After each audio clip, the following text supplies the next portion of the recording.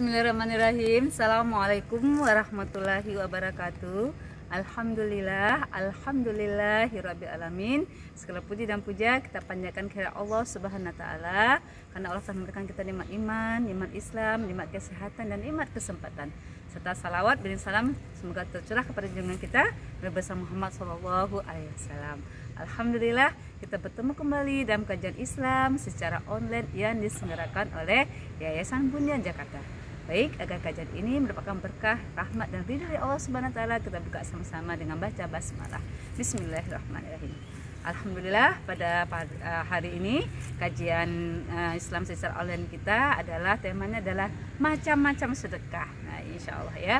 Nah, alhamdulillah setelah kita kemarin melewati satu bulan Ramadan, kita banyak sedekah di bulan Ramadan. Nah, jadi ketatan-ketatan kita di bulan Ramadan masih kita teruskan ya. Amal-amal baik kita di bulan Ramadan dengan kita banyak sedekah, kita teruskan amal-amal baik itu, karena ketatan kita tidak hanya sampai satu bulan saja, tetapi terus kita teruskan dan terus kita laksanakan secara istiqomah kebaikan-kebaikan yang pernah kita lakukan di bulan Ramadan. Nah, apa macam-macam sedekah ya? Nah, pertama kali macam-macam sedekah itu adalah bisa, memang yang sering kita pahami itu sedekah itu sebenarnya hanya harta, padahal sebenarnya banyak macam-macam sedekah ya. Yang pertama kali benar, sedekah dalam bentuk harta kita, dalam bentuk kelebihan rezeki yang Allah berikan ya. Harta kita bisa sedekahkan, apalagi dalam kondisi pandemi sekarang ya, yang belum berakhir ya, kita bisa menyisihkan sebagai rezeki kita kepada orang-orang sekitar kita, mungkin pada karib kerabat kita, tapi anak-anak yatim ataupun anak-anak duafa, itu mungkin banyak orang-orang sekitar kita yang butuh pertolongan kita, butuh bantuan kita secara harta.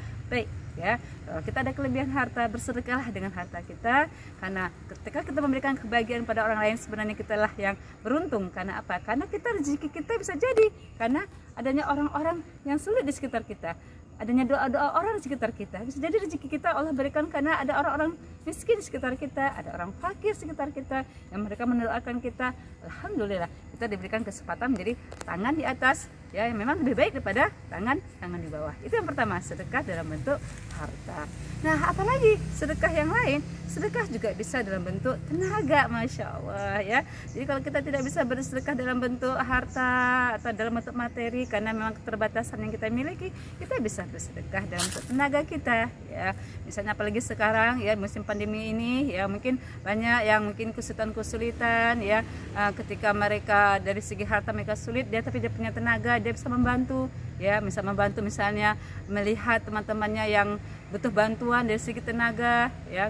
Apa bantu-bantu dari segi tenaga? Mungkin tenaganya bisa dia lakukan, misalnya ada tempat-tempat yang ada korban bencana, ada tempat-tempat misalnya sekarang kita dengar ada peristiwa-peristiwa kebakaran ya, mungkin di tempat-tempat yang ramai, tempat-tempat yang padat. Nah, mungkin dia bisa membantu dari segi tenaga dengan memberikan bantuan tenaganya, mengumpulkan tempat-tempat yang bisa untuk pengungsian, memberikan tenaganya untuk memberikan tempat-tempat tersebut ya, bantu ya untuk tempat-tempat pengungsian dengan tenaganya, dengan keikhlasannya, dan juga bisa membantu hal-hal yang lain dalam bentuk tenaga.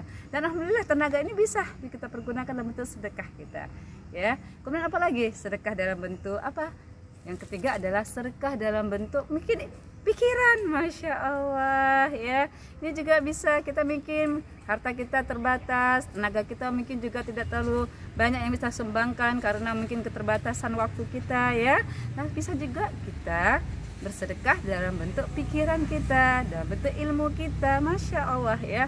Mungkin ada seseorang yang mungkin perlu yang kita nasihati, yang perlu mungkin dapat arahan dari kita, yang perlu mendapat masukan-masukan dari kita bisa bersedekah dalam bentuk ilmu ya, nasihat-nasihat. Bisa jadi mungkin dengan nasihat kita, bisa jadi dengan pandangan-pandangan kita, bisa jadi dengan arahan-arahan kita, dia menjadi orang lebih baik ya, atau dia punya masalah, konsultasi dengan kita, dengan nasihat-nasihat kita yang bijak, nasihat-nasihat kita yang menenangkan, nasihat-nasihat kita yang lembut, insya Allah itu bisa paling tidak sedikit demi sedikit bisa memecahkan masalahnya. Masya Allah, itu bisa kita lakukan ya, dengan siapa saja. Ketika ada seseorang yang datang kepada kita, minta nasihat kepada kita, minta pengarahan kepada kita, dan itu kita sambut dengan tangan terbuka. Inilah bentuk sedekah kita kepada saudara kita. Apalagi macam sedekah yang bisa kita lakukan? Sedekah dalam bentuk doa. Doa itu juga sedekah kepada saudara-saudara kita ya, baik saudara-saudara kita, apalagi sekarang Masya Allah ya, kalau kita lihat ya saudara-saudara kita di Palestina yang mereka masih berjuang, masih melindungi Masjid Baitul Maqdis yang ada, Masjid Al-Aqsa yang ada di Palestina.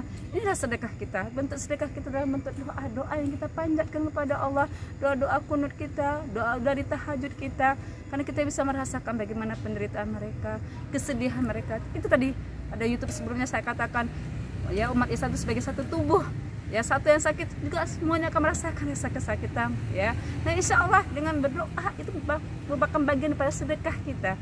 Kita doa kepada Allah agar Allah senantiasa memberikan bantuan, kekuatan ya, kesabaran kepada saudara-saudara kita di Palestina, dan saudara-saudara kita di Palestina juga bisa merdeka seperti kita. Anak-anaknya ya Allah, kalau kita lihat anak-anak Palestina yang mereka kehilangan orang tua, kehilangan sanak saudaranya, kita doakan kepada Allah ya. Dan ini alhamdulillah ya, kalau kita lihat dengan sedekah doa-doa ini kita bisa lakukan sebagai hujah kita di hadapan Allah. Kita telah berkontribusi ya, berperan kita dalam bagaimana kita memperhatikan, bagaimana kita memperjuangkan saudara-saudara kita di Palestina. Dan apalagi yang bisa kita katakan lagi, sedekah dengan waktu. Masya Allah. Jadi kalau ada orang yang punya kelapangan waktu, sedekahlah dengan waktunya ya. Sedekahlah dengan waktu, karena dengan waktunya mungkin dia bisa melakukan hal-hal yang positif, membantu orang sekitarnya dengan waktunya yang mungkin agak lapang, agak luang, sehingga bisa dia bersedekah dengan waktunya. Dan yang terakhir juga bersedekah dengan senyuman kita, bersedekah yang paling gampang ya dengan tata krama kita, kelembutan kita ya, kebijakan kita ya, misalnya dengan senyum-senyum kita yang bisa mendamaikan, yang bisa senantiasa membuat orang itu tenang, bisa kita bersedekah dengan hal tersebut. Itulah Islam ya, semuanya bisa menjadikan sesuatu hal yang baik kalau kita orientasinya ada Allah. Islam memang rahmatan lil alamin. Baik, mudah-mudahan kajian yang singkat ini bisa bermanfaat buat para penonton semua. Mudah-mudahan kita bisa melakukan berbagai macam sedekah ini, dan insya Allah banyak peluang-peluang kita untuk bisa bersedekah dengan waktu, tempat, dan keadaan apa saja. Alhamdulillah, mohon maaf lahir batin. Assalamualaikum warahmatullahi wabarakatuh.